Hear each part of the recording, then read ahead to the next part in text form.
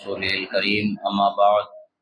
فقد قال الله تبارك وتعالى في القرآن المجيد والفرقان الحميد أعوذ بالله من الشيطان الرجيم بسم الله الرحمن الرحيم يا أيها الذين آمنوا اتقوا الله وكونوا مع الصادقين صدق الله مولانا العظيم وصدق رسوله النبي الأمين الكريم ونحن على ذلك لمن الشاهدين والشاکرین والحمد للہ رب العالمین۔ ایک مرتبہ عقیدت و محبت کے ساتھ درود شریف کا نذرانہ پیش کریں۔ اللہم صلی علی سیدنا نبینا مولانا محمد عدد ما فی علم اللہ صلاۃ دائمۃ بدوام ملک اللہ وعلی آلہ واصحابہ اجمعین۔ ایک مرتبہ اور نبی اور آل نبی پر درود شریف پڑھ لیں۔ اللہم صلی علی سیدنا نبینا مولانا محمد عدد ما فی علم اللہ صلاۃ دائمۃ بدوام ملک اللہ وعلی آلہ واصحابہ اجمعین۔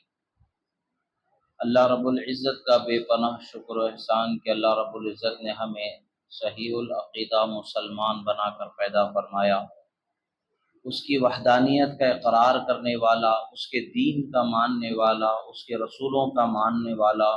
اس کی نازل کردہ کتابوں پر ایمان رکھنے والا، جنت و دوزخ کا یقین رکھنے والا، ایمان رکھنے والا بنایا۔ یہ اللہ رب العزت کا بے پناہ شکر احسان کہ اس نے ہمیں نعمت عظیمہ جو آخرت کی حقیقی اصل نعمت ہے اس پر یقین رکھنے والا بندہ بنا کر پیدا فرمایا۔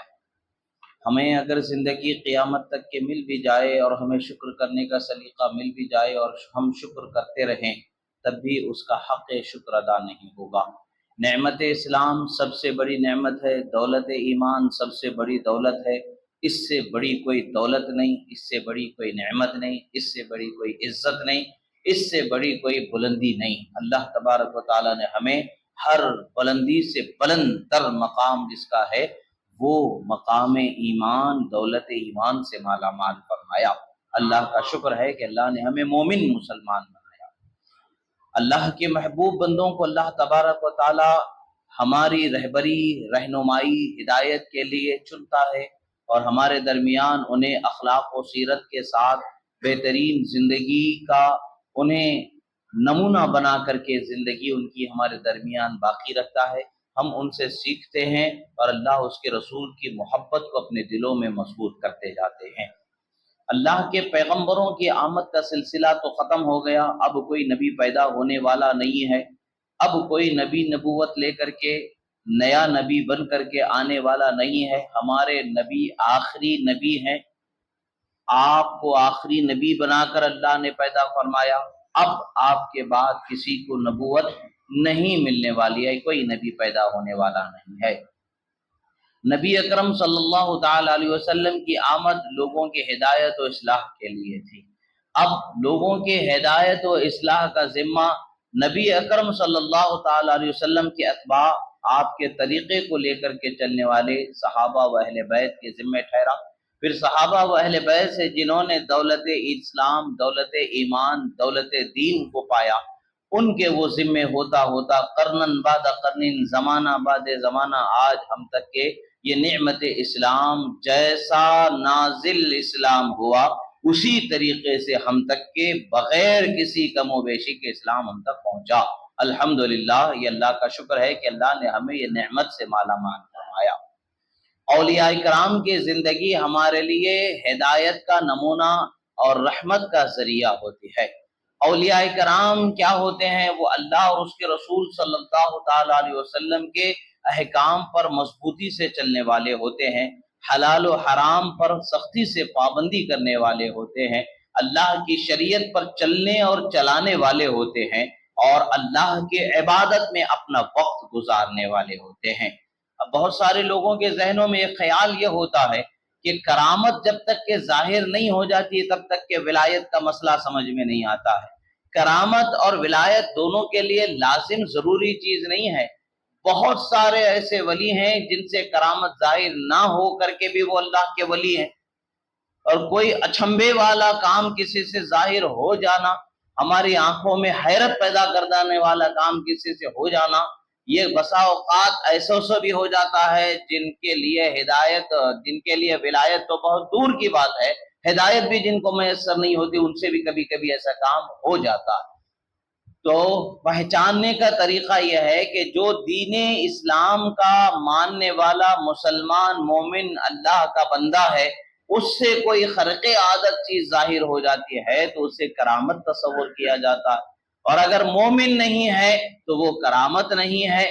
وہ دجل و فریب ہے، دھوکہ ہے، نظر کا فریب ہے، یہی مانا جاتا ہے۔ الحمدللہ ایمان والوں سے متعلق ہی، اللہ والوں سے متعلق ہی کرامت ہوتی ہے، مگر ولی کے لیے ضروری نہیں ہے کہ کرامت ظاہر ہی ہو جائے۔ اولیاء کرام فرماتے ہیں الاستقامت فوق الکرامتی، فرماتے ہیں شریعت مطہرہ پر پابندی سے عمل کرنا یہ خود کرامت سے بڑی کرامت اللہ تبارک و تعالیٰ نے عطا فرمایا ہے۔ شرع مطہر کی پابندی کر لینا یہ بہت بڑی کرامت ہے۔ کبھی کبھی کوئی خرق عادت، یعنی نارملی جنرلی لوگوں سے جو کام نہیں ہوتا، وہ کام اگر کسی سے ہو جاتا ہے، وہ مومن بندہ ہے، مسلمان ہے، اللہ والا ہے، پرہیزگار ہے، تو کرامت ضرور ہے۔ اگر پرہیزگار نہیں ہے، جھوٹ و فریب میں زندگی گزارنے والا ہے، دھوکہ دہی کرنے والا ہے، حرام پر عمل کرنے والا ہے، حرام کھانا پینا کرنے والا ہے، ایسے سے اگر کوئی کام ہو جاتا ہے تو کرامت نہیں ہوتی، وہ دجل و فریب، دھوکہ و فریب ہوتا ہے۔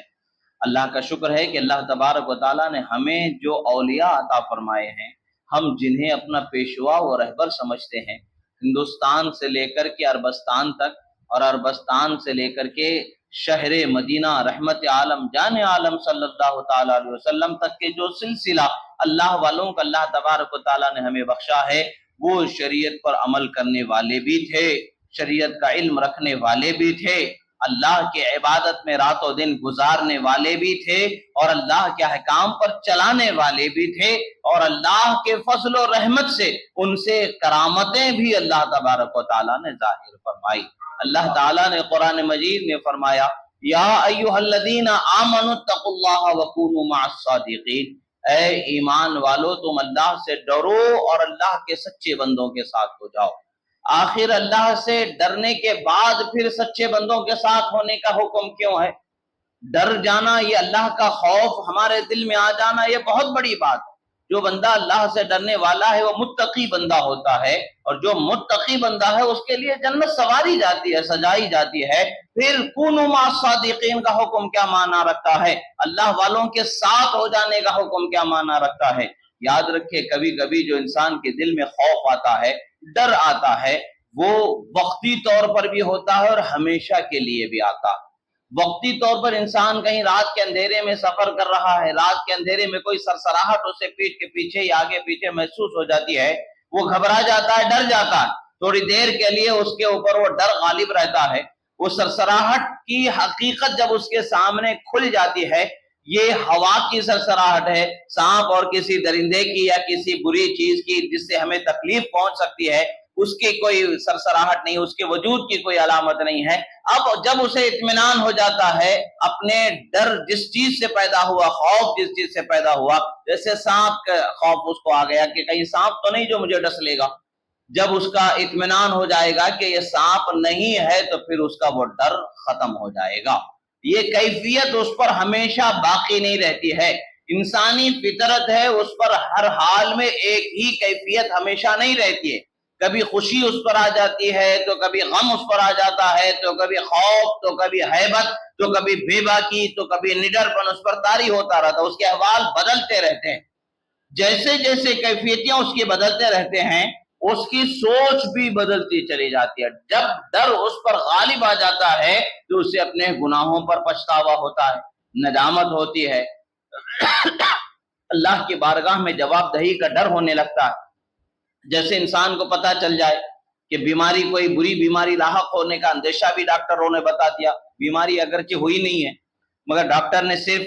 گمان بتا دیا، اندیشہ بتا دیا کہ ہو سکتا ہے کہ یہ بیماری ہو،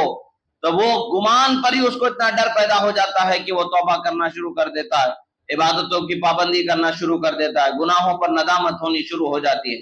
مگر جیسے ڈاکٹر بولتا ہے نہیں اب یہ بیماری نہیں ہے، آپ کو جو گمان تھا وہ نہیں ہے، تو ڈر ختم ہو جاتا ہے، پھر نمازوں کی پابندی بھی ختم، ساری چیزیں ختم، پھر دوبارہ وہ کنٹینیو اپنی زندگی شروع کر دیتا ہے۔ انسان کی ایک فطرت ہے کہ اس پر ایک جیسی کیفیت ہمیشہ نہیں رہتی ہے، ہمیشہ ایک جیسی کیفیت کن پر رہتی ہے؟ اللہ کے صادق سچے بندے جو ہوتے ہیں ان پر اللہ تعالیٰ وہ کیفیت کو جاری فرماتا ہے، جن کے بارے میں اللہ نے فرمایا الا ان اولیاء اللہ لا خوف علیہم ولا هم یحزنون، سن لو، آگاہ ہو جاؤ، ہوشیار، خبردار، دھیان سے سنو، اللہ کے جو ولی ہیں نہ انہیں غم ہوتا ہے نہ انہیں خوف ہوتا ہے۔ بندوں کے لیے دنیا کا خوف وہ وقتی طور پر بدلنے والی کیفیتوں کو لاتا ہے، اور بندہ جو سچا ہوتا ہے خدا کا خوف جب اس پر آ جاتا ہے اب اس کے دل سے وہ خوف نہیں نکلتا، جب تک کہ زندہ رہتا ہے وہ خوف اس کے دل میں بس جاتا ہے۔ اب ایسے کسی سچے بندے کی صحبت میں ہم رہیں گے تو ہمارے ذہن و فکر پر بھی اس کا اثر ہونے لگتا ہے، وہ اثر ایسے ہوتا ہے کہ ہم پر بھی اس خوف الہی، خشیت الہی کا اثر ہوتا ہے کہ ہم بھی خدا کے خوف کو اپنے اوپر غالب کر لیتے ہیں اور دنیا و ما فیہا سے بے نیاز ہو جاتے ہیں، اور خواہشات دنیا و لذات دنیا کی جستجو و طلب ختم ہو جاتی ہے، اللہ اور اس کے رسول کی رضا کی طلب ہمارے دل میں پیدا ہو جاتی ہے۔ یہی وجہ ہے کہ اللہ نے فرمایا نیک لوگوں کے ساتھ ہو جاؤ، اللہ والوں کے ساتھ ہو جاؤ، کیونکہ انہیں کسی چیز کے لٹ جانے کا خوف نہیں ہوتا، جو چلے گئے، جو چیز ان سے دور ہو گئی اس کے چھن جانے کا، لٹ جانے کا غم نہیں ہوتا، کوئی چیز کے ان سے دور کر دیے جانے کا خوف نہیں ہوتا، جو چلا گیا اس کا انہیں رنج و غم نہیں ہوتا، کیونکہ ان کی نظر ہمیشہ اللہ رب العزت کے کرم پر ہوتی ہے۔ وہ جانتے ہیں کہ جو کچھ بھی دنیا میں ہونا ہے وہ اللہ کی مرضی ہی سے ہونا ہے، اللہ جو میرے حق میں فیصلہ کرتا ہے وہی حق اور وہی صحیح ہوتا ہے، وہی درست ہوتا ہے۔ اولاد کا دنیا سے چلے جانا یہ بھی اللہ کا فیصلہ ہے، وہی میرے حق میں بہتر تھا، اللہ نے میرے لیے وہ فیصلہ فرمایا۔ اولاد کا ہو جانا یہ اللہ کا فیصلہ ہے، وہی ہمارے حق میں بہتر تھا، اللہ نے اولاد عطا فرما دیا۔ زندگی مل جانا یہ اللہ کا فیصلہ تھا، وہی ہمارے حق میں بہتر تھا، خدا نے عطا فرما دیا۔ دنیا سے رخصت ہو جانا وہی ہمارے حق میں بہتر تھا، خدا نے جو بہتر تھا ہمارے حق میں وہ فیصلہ فرمایا۔ یعنی اللہ رب العزت کے عطا پر، کرم پر، انعام پر، اس کی دین پر، اس کی رضا پر راضی ہو جانا یہ اللہ والوں کی شان اللہ تعالیٰ بنا دیتا ہے، اور اس بندے پر اللہ تعالیٰ کا خصوصی کرم ہوتا ہے۔ جب ہم ایسے لوگوں کی صحبت اختیار کریں گے ہمارے دل میں بھی دنیا کو جمع کرنے کی خواہش ختم ہو جائے گی، دنیا کی لذتیں ہمارے دل سے دور ہوتی چلی جائیں گی۔ اللہ کے محبوب بندوں کا کام کیا ہوتا ہے؟ یہ اللہ والوں کا کام کیا ہوتا ہے؟ کیا وہ اپنے سے لوگوں کو جوڑے رکھنا چاہتے ہیں؟ کیا وہ اپنے واہوائی کرانا چاہتے ہیں؟ وہ اپنی ذات سے جوڑے رکھنا چاہتے ہیں؟ نہیں، اللہ والوں کا ذمہ ہی یہی ہوتا ہے کہ وہ لوگوں کو اللہ اور اس کے رسول کی محبت سے سرشار کرتے ہیں،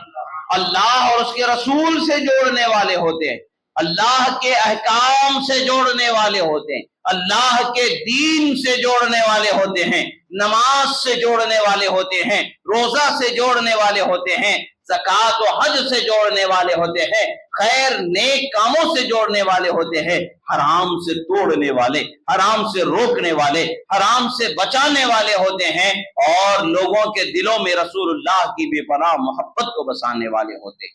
اور پوری کائنات میں ہمارے لیے سب سے عظیم چیز کیا ہے؟ وہ اللہ کے رسول کی محبت ہے، جو ہمارے دل میں بس جانا۔ ہم اپنے دل کو دیکھیں کہ ہمارے دل میں محبت کس کی ہے۔ اگر دنیا کی محبت ہے تو ہمیں سہارے کی ضرورت ہے، ہماری اصلاح کی ضرورت ہے، ہمیں اپنے آپ کو سنوارنے کی ضرورت ہے۔ دنیا آج ہے تو کل ختم ہونے والی، ہمارے لیے وہ چیز کی جستجو و محبت ہونی چاہیے جو کل قیامت میں ہمارے کام آنے والی ہے، خدا و رسول کی بارگاہ میں سرخروئی دلانے والی ہے۔ صحابہ کرام سے لے کر کے آج کے زمانے تک کے ہر ولی کا، ہر اللہ والے کا، ہر دین کے سچے داعی کا یہی ایک مقصد ہے کہ اللہ کے بندوں کو نیک بنایا جائے اور اللہ اور اس کے رسول سے جوڑ دیا جائے۔ اللہ کے رسول سے اپنے تعلق کو مضبوط بناؤ، اللہ کے رسول سے اپنی محبت کو مضبوط بناؤ، اللہ کے رسول صلی اللہ تعالی علیہ وسلم سے اپنا رشتہ ایسا جوڑو کہ آپ کا کوئی وقت بھی، کوئی لمحہ بھی یاد مصطفیٰ سے غافل نہ ہو سکے، کوئی وقت ایسا نہ گزرے کہ جس میں رسول اللہ صلی اللہ علیہ وسلم کا خیال آپ کے ذہن میں نہ آئے، ایسا نہ ہو سکے۔ وہ کب ہوگا؟ جب آپ دین کو سیکھیں گے، دین کو سمجھیں گے، جب آپ اپنے بچوں کو لاڑ کریں گے، پیار کریں گے، اس وقت پر آپ کو سنت مصطفیٰ یاد آنا چاہیے۔ رسول اللہ صلی اللہ علیہ وسلم کیسے اپنے بچوں کے ساتھ شفقت فرماتے تھے، کیسے محبت فرماتے تھے۔ جب بچوں کو گود میں کھلائیں تو یاد کرنا کہ رسول اللہ صلی اللہ علیہ وسلم کیسے بچوں کو گود میں کھلایا کرتے تھے۔ آپ بچوں کو گود میں کھلاتے ہیں، آپ بچوں کو گود میں انہیں شفقت کے ساتھ سینے سے لگاتے، سب کچھ ہے، مگر یہی کام اگر آپ رسول اللہ کے کرنے کو اپنے ذہن میں بسا کر کے کریں گے، دوہرا ثواب اللہ تعالیٰ آپ کو عطا فرمائے گا۔ ایک تو آپ اپنے بچوں کے ساتھ اچھا سلوک کر رہے ہیں، اس کا ثواب اللہ تعالیٰ عطا فرمائے گا۔ دوسرا، یہ سلوک آپ رسول اللہ کی سنت پر کر رہے ہیں تو اور ثواب اللہ تعالیٰ عطا فرمائے گا۔ رسول اللہ صلی اللہ تعالیٰ علیہ وسلم کی ذات سے اپنے آپ کو جوڑ لینا، رسول اللہ صلی اللہ علیہ وسلم کی سنتوں کو اپنی ذات کے اندر بسا لینا۔ رسول اللہ صلی اللہ علیہ وسلم گھر تشریف لے جاتے تو کیا فرماتے تھے؟ گھر میں جاتے تو سرکار کی عادت کریمات کی سب سے پہلے سلام فرمایا کرتے تھے، دعا پڑھ کر کے داخل ہوا کرتے تھے۔ گھر سے جب باہر نکلتے دعا پڑھ کے باہر نکلتے،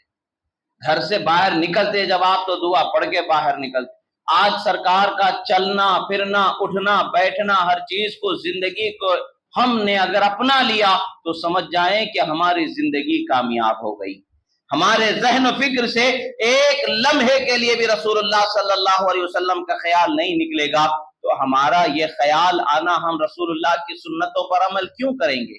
اللہ کو راضی کرنے کے لیے کریں۔ خدا چونکہ ان کے طریقے پر راضی ہے، ان کی سنت پر عمل کرنے پر خدا راضی ہے، اس لیے ہم ان کی سنتوں پر عمل کریں گے۔ اس لیے کہ اللہ نے قرآن مجید میں فرمایا لَقَدْ كَانَ لَكُمْ فِي رَسُولِ اللَّهِ أُسْوَةٌ حَسَنَةٌ، اے لوگو تمہارے لیے رسول اللہ کی زندگی میں بہترین نمونہ زندگی ہے۔ رسول اللہ نے کیسے شفقت فرمائی۔ ایک مرتبہ سرکار مدینہ صلی اللہ تعالی علیہ وسلم جلوہ فرما ہے، آپ سرکار کی خدمت میں، آپ کی گود میں سرکار کے بچے حضرت امام حسن و امام حسین بھی کھیل رہے ہیں، دوسرے بھی کھیل رہے ہیں، حضرت اسامہ ابن زید بھی کھیلا کرتے تھے، اور بھی دوسرے صحابہ کے بچوں کو بھی رسول اللہ صلی اللہ علیہ وسلم اپنی گود میں کھلایا کرتے تھے۔ بالخصوص حضرات حسنین کریمین کو رسول اللہ صلی اللہ علیہ وسلم بے حد اپنی گود میں کھلایا کرتے تھے۔ ایک مرتبہ رسول اللہ صلی اللہ علیہ وسلم کی خدمت میں ایک اعرابی آئے، یعنی دور شہر سے دور رہنے والے، جنگلوں میں پہاڑوں میں جو اپنا زندگی گزارنے کا ٹھکانہ بنائے رکھتے ہیں، جو جانوروں کو چراتے کرتے، جنگلوں میں پہاڑوں میں جن کی زندگی جن نے بنا لیا ہے، وہ شہری کلچر سے جس زندگی دور گزارتے ہیں، وہ آئے سرکار کی خدمت میں، دین تو قبول کر ہی چکے تھے، سرکار کی خدمت میں آئے۔ آنے کے بعد میں رسول اللہ صلی اللہ علیہ وسلم کے پاس بیٹھے، رسول اللہ صلی اللہ علیہ وسلم اپنے بچوں کے ساتھ شفقت فرما رہے، پیار فرما رہے۔ کبھی سرکار حضرت امام حسن کا ماتھا چومتے ہیں تو کبھی امام حسین کو کلیجے سے لگاتے ہیں، سرکار ان پر بے پناہ شفقت فرما رہے ہیں۔ سرکار صلی اللہ علیہ وسلم نے یہاں تک کہ اپنی زبان حضرت امام حسن و امام حسین کے منہ میں دے دیا، جس کو چوس کر کے وہ اپنی پیاس بجھایا کرتے تھے۔ جب سرکار صلی اللہ علیہ وسلم کو اس طرح سے شفقت کرتے ہوئے اس بندے نے دیکھا، حیرت سے کہتا ہے کہ کبھی میں نے اپنے بچوں کے ساتھ ایسا سلوک نہیں کیا یا رسول اللہ، میں نے اپنے بچوں کے ساتھ کبھی ایسی شفقت نہیں کی یا رسول اللہ، میں نے کبھی ان کو اتنے لاڑ سے اپنے کلیجے سے نہیں لگایا، کبھی میں نے سینے سے نہیں لگایا، کبھی ان کے چہرے کو ماتھے کو نہیں چوما، کبھی ان کے سر کو نہیں چوما، کبھی ان کے سر پر چہرے پر شفقت سے محبت سے ہاتھ نہیں پھیرا۔ رسول اللہ صلی اللہ علیہ وسلم نے فرمایا جاؤ، جا کر کے اپنے بچوں کے ساتھ اچھا سلوک کر کے پھر میرے پاس آؤ۔ رسول اللہ صلی اللہ تعالی علیہ وسلم کی سنتیں ہمارے لیے زندگی کی بہترین رہنمائی ہیں۔ ہم اگر سنتوں کو سیکھیں گے ہی نہیں تو ہم عمل کس چیز پر کریں گے؟ ہم دین کو جانیں گے ہی نہیں تو عمل کس پر کریں گے؟ عمل جب تک کہ کریں گے نہیں ہمیں ثواب نہیں ملے گا، جب تک ثواب نہیں ملے گا اس وقت تک کہ جنت کے حقدار نہیں ہوں گے۔ اب جب تک کہ جنت کے حقدار نہیں ہوں گے اس وقت تک کہ حال کیا ہوگا؟ جہنم کے عذاب کے حقدار ہوں گے۔ خدا اگر چاہے عذاب دینا تو کون روک سکتا؟ خدا نے ہمارے لیے رحمت و بخشش کے دروازوں کو کشادہ رکھا۔ رسول اللہ صلی اللہ تعالی علیہ وسلم کی سنتوں پر عمل کرنا، رسول اللہ صلی اللہ علیہ وسلم سے اپنی ذات کو ایسے جوڑ لینا کہ ان کی ذات میں خود فنا ہو جانا، یعنی رسول اللہ سے بڑھ کر کے کچھ ہمیں نظر ہی نہ آئے۔ شاعر نے بڑا عمدہ کہا ہے، میں سو جاؤں یا مصطفیٰ کہتے کہتے اٹھوں صلی اللہ پڑھتے پڑھتے کا مسئلہ ہے کہ ہمیں رسول اللہ صلی اللہ علیہ وسلم کی محبت میں ڈوب جانا ہے۔ حضرت عروہ ابن مسعود کہتے ہیں کہ ایک مرتبہ وہ رسول اللہ صلی اللہ تعالی علیہ وسلم کے حال و احوال دیکھنے کے لیے آئے۔ حال و احوال کیسے رسول اللہ صلی اللہ تعالی علیہ وسلم نے اپنے صحابہ کرام رضوان اللہ علیہ مجمعین کے درمیان میں، صحابہ کرام کے درمیان میں رسول اللہ صلی اللہ تعالی علیہ وسلم کیسے ہوا کرتے تھے اور ان کے ساتھ کس طریقے سے لوگ ہوا کرتے تھے، لوگوں نے اس کو جو جس طریقے سے دیکھا، کیسے دیکھا، کس طریقے سے انہوں نے اس کو پایا اور کیسے پایا، یہ صحابہ کرام رضوان اللہ علیہ مجمعین کی یہ روایتیں ہمیں بتاتی ہیں رسول اللہ صلی اللہ تعالی علیہ وسلم کو کیسے انہوں نے ادب و احترام سے دیکھا، کیسے رسول اللہ صلی اللہ تعالی علیہ وسلم کی ذات سے تعلق رکھنے والی ہر چیز سے اپنا رشتہ جوڑ لیا، رسول اللہ صلی اللہ تعالی علیہ وسلم کی ذات گرامی سے تعلق رکھنے والی ہر چیز سے انہوں نے اپنے لیے شفا و برکت کو کیسے پایا، اس کا ذکر ملتا ہے ہمیں صحابہ کرام رضوان اللہ علیہ مجمعین سے۔ بخاری شریف میں یہ حدیث ملتی ہے، باب الشروط فی الجہاد، یہ باب ہے بخاری شریف کا۔ بہت سارے لوگ جو ہے عام بھولے بھالے لوگوں کے سامنے بخاری شریف، مسلم شریف کا نام لیتے ضرور ہیں، مگر اہل سنت کے معمولات اور اہل سنت کے معتقدات میں سے کوئی چیز جب ان کے مرضی کے خلاف آ جاتی ہے تو اس کا انکار کرتے چلے جاتے ہیں، بالکل کنڈم ڈیمیج کر کے نکل جاتے ہیں، آگے آزر سے ادھر سے نکل جاتے ہیں اور عام لوگوں سے سوال کرتے ہیں بھئی یہ بخاری میں ہے کیا، مسلم میں ہے کیا؟ مگر جب اہل سنت کے ذمہ دار لوگ بخاری اور مسلم جو ان کا مطالبہ تھا اس مطالبے کے ساتھ بھی ان کے سامنے جب دلیل پیش کرتے ہیں تو مانتے نہیں ہیں۔ مطلب کیا ہے؟ انہیں کسی کتاب میں، معتمد کتاب میں ہونے سے مطلب نہیں ہے، مطلب صرف ان کی مرضی میں بات آنے کی ہے، بات ان کی مرضی میں آئے تو ٹھیک، نہیں آئے تو کہاں بھی ہو ان کے مطلب کی نہیں ہوتی، اس کو مانتے نہیں ہیں۔ یہ جہالت اور حماقت ہے۔ ایسے لوگوں کے لیے بھی ہم اللہ کی بارگاہ میں دعا کرتے ہیں کہ اللہ سچی توفیق اور ہدایت سب کو عطا فرمائے، ہمیں بھی ہدایت پر قائم فرمائے، انہیں بھی ہدایت عطا فرمائے۔ حضرت رسول اکرم صلی اللہ تعالی علیہ وسلم کی بارگاہ میں حدیث مبارکہ ہے، بخاری شریف کی حدیث ہے، اور رسول اللہ صلی اللہ تعالی علیہ وسلم کی بارگاہ میں حضرت عروہ آتے، انہوں نے بعد میں اسلام قبول کر لیا، ابھی اسلام قبول نہیں کیا تھا، اس وقت کا یہ مسئلہ ہے کہ رسول اکرم صلی اللہ تعالی علیہ وسلم کی خدمت میں حاضر ہوئے، انہوں نے رسول اللہ کے حال و احوال کو دیکھنے کے لیے۔ جب رسول اکرم صلی اللہ تعالی علیہ وسلم مکہ المکرمہ، غالباً جب آپ مکہ المکرمہ عمرہ ادا کرنے کے ارادے سے تشریف لے جا رہے تھے، اس وقت پر جب صلح حدیبیہ وغیرہ کا جو معاملہ پیش آیا تھا، اسی وقت کا معاملہ ہے یا کسی اور غزوے کے موقع پر یا کسی اور موقع پر، یعنی رسول اللہ صلی اللہ علیہ وسلم کے حال و احوال کو جاننے کے لیے ایک شخص آئے جو رسول اللہ کے ساتھیوں کو دیکھیں اور رسول اللہ کو دیکھیں کہ بھئی ان کے ارادے کیا ہیں، کیا یہ جنگ کرنا چاہتے ہیں یا ایسے ہی آئے۔ جب رسول اللہ صلی اللہ تعالی علیہ وسلم کی خدمت میں حاضر ہوئے تو روایت ہے، بخاری شریف کی روایت ہے، سرکار مدینہ صلی اللہ تعالی علیہ وسلم کی خدمت میں جب حاضر ہوئے تو فرماتے ہیں ان عروہ جعل یرمق اصحاب النبی صلی اللہ علیہ وسلم بعینیہ قال فواللہ ما تنخم رسول اللہ صلی اللہ علیہ وسلم نخامۃ الا وقعت فی کف رجل منہم فدلک بها وجہہ وجلدہ واذا امرهم ابتدروا امرہ الى آخر الحدیث۔ فرماتے ہیں کہ حضرت عروہ فرماتے ہیں میں رسول اللہ صلی اللہ علیہ وسلم کی بارگاہ میں حاضر ہوا، میں نے دیکھا رسول اللہ اور ان کے صحابہ کی طرف، میں غور سے دیکھ رہا تھا کہ یہ زندگی کیسے گزار رہے، اپنے پیشوا کے تئیں کیسے یہ ادب و احترام کا مظاہرہ کرتے ہیں، جب اپنے رہبر کے بارگاہ میں کیسے ادب سے ہوتے ہیں۔ وہ فرماتے ہیں کہ رسول اللہ صلی اللہ تعالی علیہ وسلم کو اگر چھینک بھی آ جائے، رسول اللہ صلی اللہ علیہ وسلم اگر کھنکار بھی دیں، ناک سے کوئی چیز صاف بھی کر دیں، رسول اللہ صلی اللہ علیہ وسلم کے ناک سے کوئی چیز نکل جائے یا آپ کے منہ سے کوئی چیز نکل جائے، وہ زمین پر نہیں گرا کرتی تھی بلکہ صحابہ اپنے ہتھیلیوں میں اس کو اٹھا لیا کرتے تھے، اپنے ہتھیلیوں میں لے لیتے تھے، پھر کیا کرتے تھے؟ یہ بخاری شریف کے الفاظ ہیں، بخاری شریف کی حدیث ہے۔ اس چیز کو جو بخاری کا جن کو بخار چڑھا ہوا ہوتا ہے ان کو سمجھنے کی ضرورت ہے کہ صحابہ کرام کیسے رسول اللہ صلی اللہ علیہ وسلم کو آپ سے تعلق کیسے رکھتے تھے اور آپ سے شفا ملتی ہے، رحمت ملتی ہے، کیسا یقین رکھتے تھے، یہ آپ اس سے سمجھ سکتے ہیں۔ فرماتے حدیث بخاری شریف کے حدیث کے الفاظ کیا ہیں؟ الا وقعت فی کف رجل منهم فدلک بها وجهه وجلده، فرماتے ہیں جیسے ہی سرکار کھنکارتے وہ سرکار کے منہ مبارک سے نکلنے والا تھوک مبارک کو وہ اپنے ہاتھ میں لے لیتے اور اس کو اپنے چہرے پر مل لیا کرتے تھے اور اپنے بدن پر مل لیا کرتے تھے۔ یہ بخاری شریف کے الفاظ ہیں، دوسری جگہ پر نہیں ہے بلکہ بخاری شریف کے الفاظ۔ اس سے پتہ کیا چلتا ہے؟ رسول اللہ صلی اللہ علیہ وسلم ذات آپ کو اللہ نے سید المرسلین بنایا، رحمت للعالمین بنایا، سرور انبیاء بنایا، تمام عالم کے لیے رحمت بنایا، آخری نبی بنایا۔ یہ سب کچھ ہونے کے باوجود یہ سب بہت اونچے اونچے مقام ہیں، ساتھ ہی ساتھ اللہ تبارک و تعالیٰ نے ان کو سراپا شفا بنا کر کے بھیجا، سراپا شفا اللہ تعالیٰ نے بنایا، سراپا رحمت اللہ نے بنایا، سراپا برکت اللہ نے بنایا۔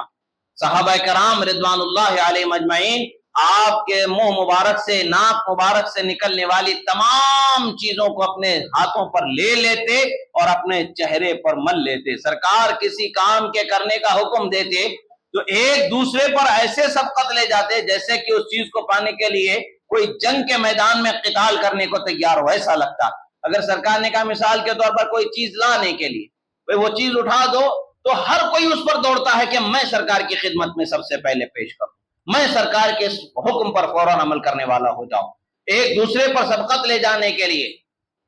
ایک دوسرے پر سبقت لے جاتے ہوئے دوڑتے ہوئے اس کام کو پورا کرتے۔ اور جب رسول اللہ صلی اللہ علیہ وسلم کے چہرے کی طرف دیکھنے کی بات آتی تو آنکھیں پھاڑ کے، تاڑ کے، ڈرا کے، جیسے گورنا بولتے ہیں، نہیں ہوتا تھا،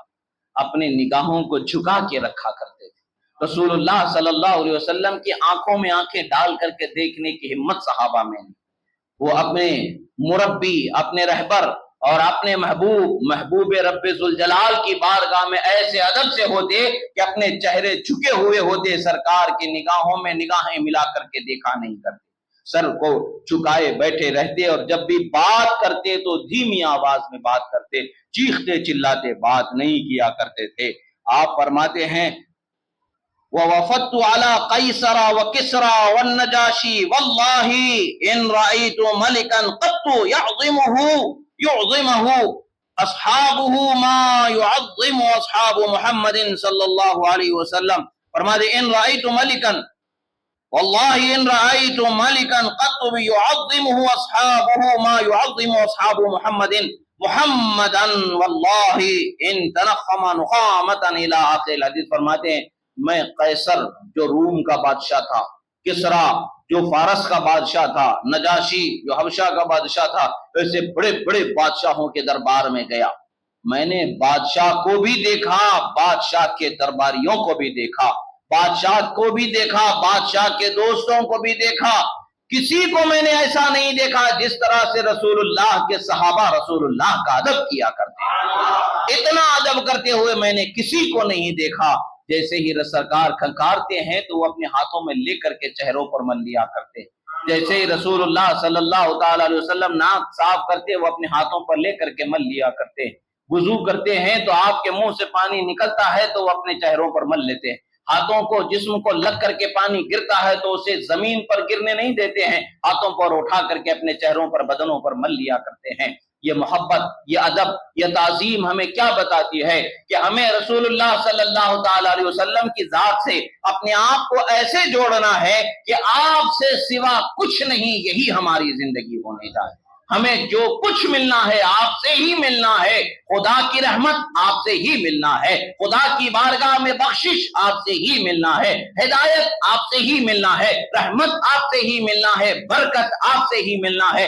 نعمت آپ سے ہی ملنا ہے، جو کچھ ہے وہ آپ ہی سے ہمیں ملنا ہے۔ جب ہمارا یہ تصور مضبوط و یقینی ہو جائے گا اور اپنا اتصال ذات مصطفیٰ صلی اللہ علیہ وسلم سے مضبوط ہو جائے گا تو پھر دیکھیں گے کہ آپ کے قدموں میں بھی وہ طاقت آ جائے گی۔ آپ کے قدموں کی بات تو بہت دور ہے، آپ جس سواری پر سوار ہو جائیں اس کے قدموں کا کوئی مقابلہ نہیں ہو سکتا ہے۔ حضرت سعد بن ابی وقاص رضی اللہ تعالیٰ عنہ کا لشکر جب کسریٰ کی فتح کرنے کے لیے مدائن شہر پر پہنچ رہا ہے، دریا کو پار کر کے جانا ہے اور دریا پار کرنے کا کوئی ساز و سامان نہیں ہے، آپ تشریف لاتے ہیں، اپنے جان نثار ساتھیوں سے کہتے ہیں، وہ لوگ دریا کے کنارے پر کھڑے انتظار کر رہے ہیں، اب کیا حکم ہوتا ہے؟ کشتی نہیں ہے، پار کرنا ہے، جانا ہے۔ اب آپ آتے کہتے کس چیز کا انتظار ہے؟ بڑھو آگے بڑھو۔ تو جیسے ہی تکبیر کو بلند کیا گیا، بسم اللہ کہہ کر کے گھوڑوں کو دوڑایا گیا،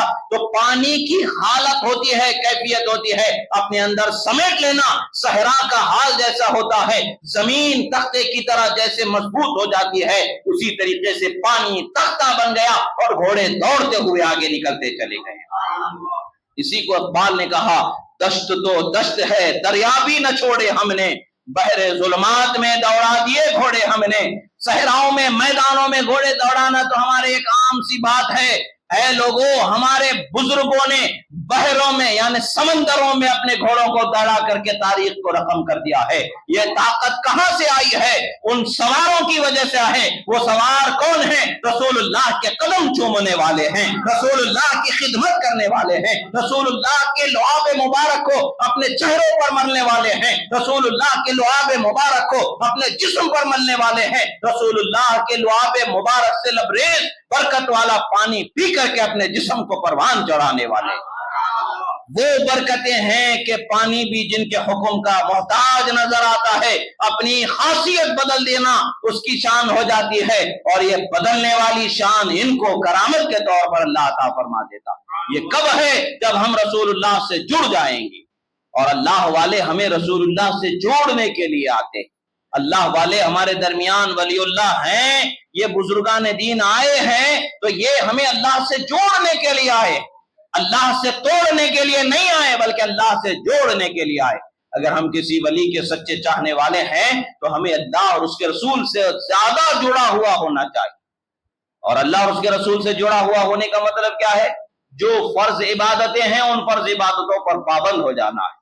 جو احکام خداوندی ہے ان پر پابند ہو جانا ہے، حلال کو اپنانا ہے، حرام کو چھوڑ دینا ہے، اللہ کے بتائے ہوئے طریقے پر دین کے مطابق زندگی گزارنا ہے، تبھی ہم صحیح معنوں میں سچے مسلمان کہلائیں گے۔ عزیزو دوستو، اللہ کی رحمت ہمارے لیے دروازے کشادہ رکھی ہے، بس شرط اتنی ہے کہ ہمیں عمل کے میدان میں سچا و کھرا ہو جانا ہے۔ یہ سچائی ہمارے اندر آ سکتی ہے اللہ والوں کی محبت سے، اللہ والوں کی صحبت سے۔ تو اللہ والوں کی محبت کو، ان کی صحبت کو اپنا حرز جان بنائیں اور اللہ کے دین پر مضبوطی سے عمل کرنے کی کوشش و ہمت بنا کر کے زندگی کو آگے گزارنے کی کوشش کرتے رہیں۔ اللہ رب العزت کی بارگاہ میں دعا ہے، جو کہا گیا سنا گیا، کہنے میں سننے میں جو غلطی ہوئی اللہ تعالیٰ اسے معاف فرمائے، جو حق و صحیح کہا گیا اللہ اسے قبول فرمائے، اس کے حبیب صلی اللہ علیہ وسلم کی سچی محبت عطا فرمائے، ہمارے دلوں میں ایمان کی تازگی عطا فرمائے۔ مالک جہاں کہیں بھی مسلمانوں پر ظلم ہو رہا، مولا ظالموں کو نیست و نابود فرما،